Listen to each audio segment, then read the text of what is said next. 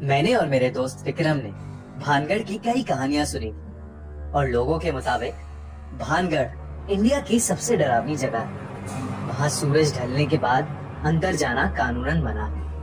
कहते हैं इस किले में राजकुमारी रत्नावती रहती थी, जिसकी खूबसूरती की चर्चा दूर दूर तक की जाती थी।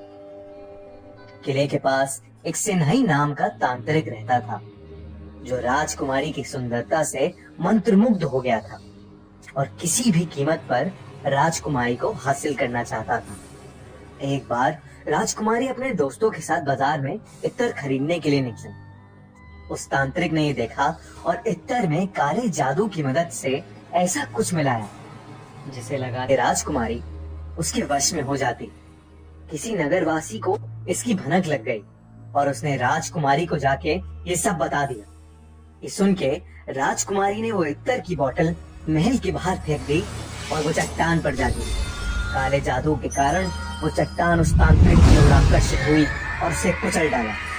अपनी आखिरी सांसें लेते हुए उसने पूरे भानगढ़ को एक श्राप दिया। भानगढ़ अब कभी सुखी नहीं रह पाएगा और यहाँ जो कोई भी निवास करेगा सब मारे जाएंगे। उसे कुछ ही दिनों बाद मुगल योद्धाओं ने भानगढ़ में घुस के उस पर कब्जा कर लिया। इस लड़ाई में 10,000 लोग मारे गए, जिसमें कई औरतें और छोटे बच्चे भी थे। राजकुमारी रत्नावती को उन्हीं के कमरे में घुस के मार दिया गया था। कहानियों की माने तो आज भी वहां उन लोगों की आत्माएं घूमती हैं और जो भी इंसान सूरज ढलने के बाद वहां गया है वो कभी वापस नहीं लौटा। हमने सोचा कि हम भानगढ़ जाके पता लगाएं कि क्या सच में वो इतनी भयानक जगह है या ये सब सिर्फ एक कहानी है। करीब रात 8 बजे गार्ड को कुछ पैसे देके हम अंदर घुस गए।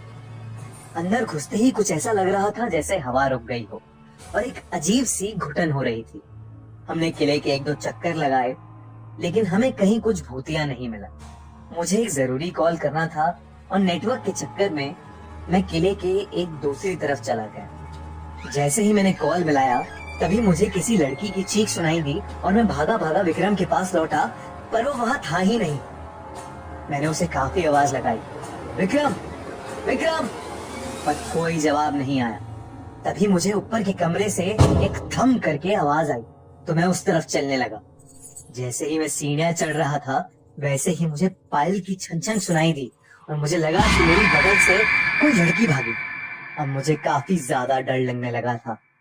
मैं फिर चिल्लाया, विक्रम विक्रम। मैं महल का हर एक कमरा देख रहा था। तभी मुझे एक कमरे की खिड़की की तरफ विक्रम खड़ा दिखा और मेरी जान में थोड़ी सी जान आई। विक्रम, कहाँ था यार तू? जल्दी चल यहाँ से, गलत आ गए हम यार, प्लीज चल यहाँ से, चल जल्दी से। विक्रम ने कोई जवाब नहीं दिया। मैंने जैसे ही उसका हाथ पकड़ा वैसे ही पीछे के दरवाजे से मुझे विक्रम की आवाज सुनाई दी। जब मैंने देखा कि विक्रम तो अभी दरवाजे से आया है और मैंने जिसका हाथ पकड़ा है वो कोई और है, तो मेरी बुरी तरह हालत खराब हो गई। जैसे ही मैंने उसका हाथ छोड़ा उसने मुझे मुड़ के देखा। उसे देख के मैं कांपने लगा और पीछे गिर पड़ा। विक्रम ने मुझे उठाया और हम दोनों भागे भागे वहां से निकले। मैंने उसे बताया कि मेरे साथ क्या क्या हुआ और विक्रम ने बोला कि उसे भी महल में किसी लाल साड़ी वाली औरत का भूत देखा। हम वहां से बच के अपने घर तो आ गए, लेकिन उस घटना के बाद अब हम कभी भानगढ़ की कहानियों को नजरअंदाज नहीं करते और ना ही किसी को वहां जाने की सलाह देते हैं।